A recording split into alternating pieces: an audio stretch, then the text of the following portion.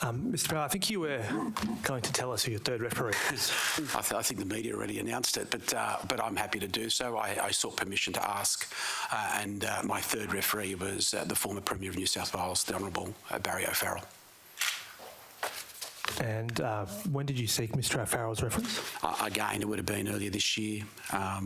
As I said, I am confident to say that when I applied for the job, my CV has TBC at the bottom for referees, and it's always had that because subject on the job that you're going to apply for would be subject to the type of referee you may go and seek. So, again, I would have sought Mr. O'Farrell's support as a referee, after the application period. And the nature of the reference you sought from him came from your time as a member of his government? Matt, he was one of the reasons I got into politics. He inspired. I remember when I won that first election in 2011 and got over the line, had to wait till the Wednesday to get announced. It was Barry that rang me and congratulated me. I think he said I was the cherry on top of what was already a significant win for Mr. O'Farrell, Premier O'Farrell. And from there onwards, he has been a big supporter of mine in relation to our time together in politics and post. So I see him not only as the former Premier of this state, but a dear friend. At the time that you approached him, he was the High Commissioner to India, which he still is? Yeah, absolutely. So, again, logistically organising reference with the High Commissioner of India would have taken some doing, correct? No, not at all, because I just said a minute ago... You called him up? I just said a minute ago that he's been a dear friend. You called him up? So he's been a dear friend.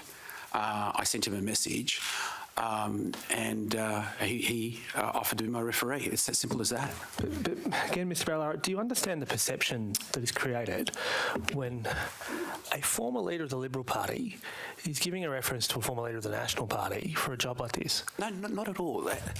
If I was an external candidate and my referee was the chairman of KPMG, because that's who I worked for, I, as another candidate, would have no access to the chairman of KPMG or other, yet I have the ability to call on referees who are some of them are high-profile referees.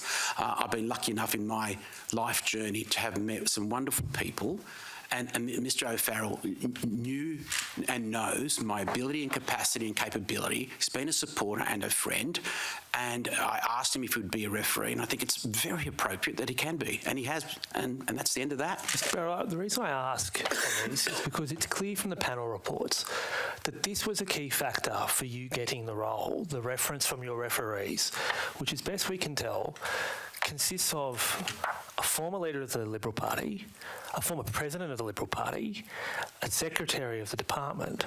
Do you understand that that would have put a lot of pressure on the public service should they decided to refuse you? Not at all. Not at all, because firstly, it was the recruitment agency that conducted the referee reports. So that's the first point. The second point is that we have an apolitical public service personnel. What you are now questioning is their integrity.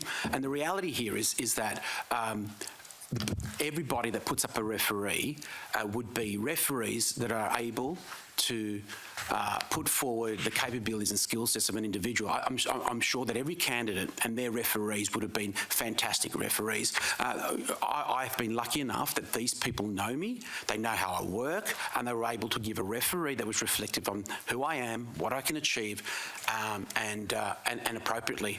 Yes, perception, to your point, perception, I get that, but the reality is people call on all sorts of people in their world, in their life and their work journey to be referees, and I've been lucky enough to be surrounded by some very high-profile individuals. But you have, and look, to be fair to you, you probably weren't aware of this, but you had an informal reference from Minister Ayres, and you had a formal reference from a person of such prominence as the former Premier of New South Wales, Mr. O'Farrell, as well as a person of prominence like the former Senator and President of the Liberal Party, Mr. Sinodinos. Again, can you understand here that it does look like that there was a concerted sort of effort? Not at all. Again, firstly, Mr. Sinodinos is, former President, a federal member of Parliament, a Senator, a Minister in the federal Parliament. It would have no bearing on any public servant in the state of New South Wales. Mr. O'Farrell has been gone for, 7 or 8 years, even longer. my maths is not working.